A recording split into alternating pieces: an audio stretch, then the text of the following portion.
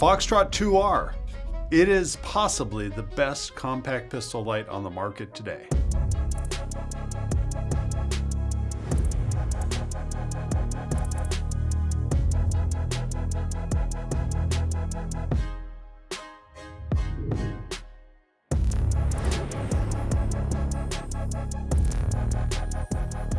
So in this video, I'm going to compare the FOXTROT2R from Sig Sauer to the Streamlight TLR-7 sub, which has been the best light you can get for the 365X macro. Let's compare the lights and see which one's better. And just to be clear, the 7 sub performs just like the 7A and the regular 7 that came before that. So this comparison is versus all of the TLR-7s. So Sig has previously released a FOXTROT1 and a FOXTROT1X. Both had inward press switches, which we know that I don't like, and they just didn't perform better than what was available on the market. So recently, Sig Sauer gave us the FOXTROT2R, and R stands for rechargeable, with this new battery that takes a micro USB charging cable, which is included with it, and it is a light that looks a lot like the TLR-7 or TLR-7A. It's got the rear side switches and they operate in the down or upward motion. In addition, in the little bag, Sig gives us a whole variety of little switches so that we can really customize how we want to manage the switching on the back of this light. I think that's kind of cool. Comparing to the TLR-7 sub, the FOXTROT2R is very similar in size and shape. It just happens to be a tiny bit longer than the TLR-7 sub. I'm not really sure exactly where that length comes from. It looks like it's mostly in the body, but they are very similar in terms of size. Now we fit this FOXTROT2R up on a variety of pistols, and it fit pretty much everything. It looks good on a variety of the Sig pistols, including some of the hammer-fired stuff. In addition, it works on a number of other manufacturers' pistols just fine. The only pistol it didn't fit up on properly was the Taurus G3C. It just didn't have a rail that got it fitting properly on there. Of course, as well, it will not fit on the standard Sig Sauer P365, the one with the proprietary rail, nor will it fit on the Glock 43X MOS, which also has a slimmed down rail. So this won't work unless you've got a full Picatinny 1913 style rail. So we care about this light because it's supposed to perform. It's supposed to give us 20,000 candela, which is spectacular. The TLR-7 sub is supposed to give us around 5,000, so this is a big advancement in terms of candela. In addition, it's supposed to give us 700 ANSI Plato FL1 lumens. So let's find out how it performs in the lab. So we put this into our integrating sphere, and we've measured lumens at every 5 seconds until it essentially ran out. And we compared that versus the data we have for the TLR-7 sub, and at first glance, it looks like the TLR-7 sub really does great because it maintains a high level of lumens for a long time. But if we focus in on the most critical time, that is the first 10 minutes, the Sig Sauer light provides a lot more lumens. So this has 826 FL1 lumens, this has 580. About 8 minutes in, it does drop to the point where the TLR-7 sub is producing more lumen output.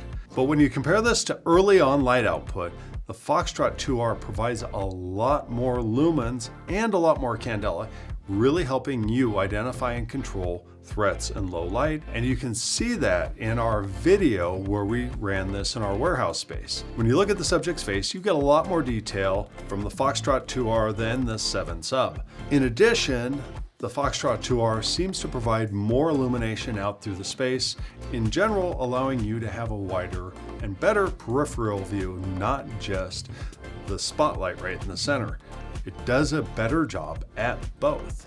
Now these numbers should not be compared to the manufacturer's claims, but our candela numbers put this little light at the same candela level as this Streamlight TLR-1HL, which is really pretty amazing since this uses one battery. The TLR-1HL uses 2, and it's really kind of one of our benchmarks for a large full-size light in terms of output and controls. Now, one thing we did notice when mounting this light up is that you have to be careful on how much you tighten it. If you tighten it too much, you can end up stripping out the threads on this rail clamp. We've even seen a comment on one of Sig Sauer's reviews saying, hey, I stripped this clamp out and Sig Sauer replaced it, but that is something to be aware of. So this light not only performs well from a lumens and candela perspective, but it also did something different with the switches. Now, I love the TLR1 HL switches. Typically when I draw, I'm going to roll my hand up to do a constant mode activation. But the other thing I like to do with the TLR1 HL is use the momentary mode, which is a press down. And in this case, I press down, I get momentary, and I can let off. And it even works if I do it quickly.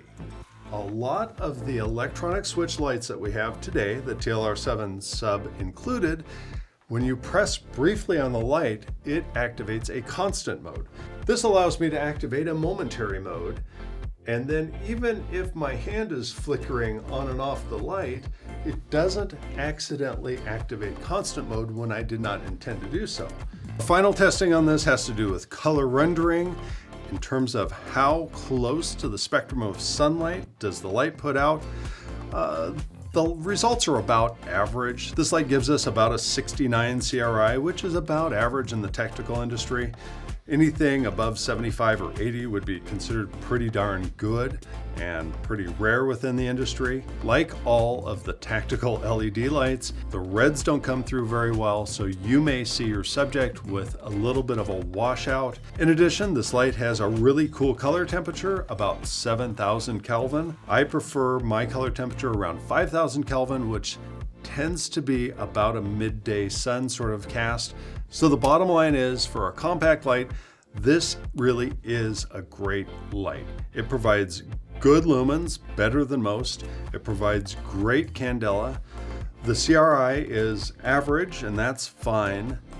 The switches really are exceptional. I really enjoy the fact that I get to run this compact light a lot like I would run my TLR1.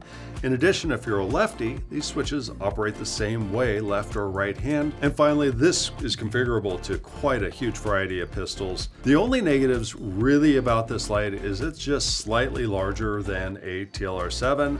I don't think anybody's going to notice this when wearing it inside a holster, but it's something to be aware of. And it's got a shorter runtime than the TLR-7 sub. So if you happen to need, more than 10 minutes of runtime normally, please let me know what your exact real life scenario is. I'd love to hear from you. And then finally, I think the last potential negative is limited holster availability, but I expect that companies like Werkz will continue to expand holster selection based upon what it is that you're looking for. So tell me what you think.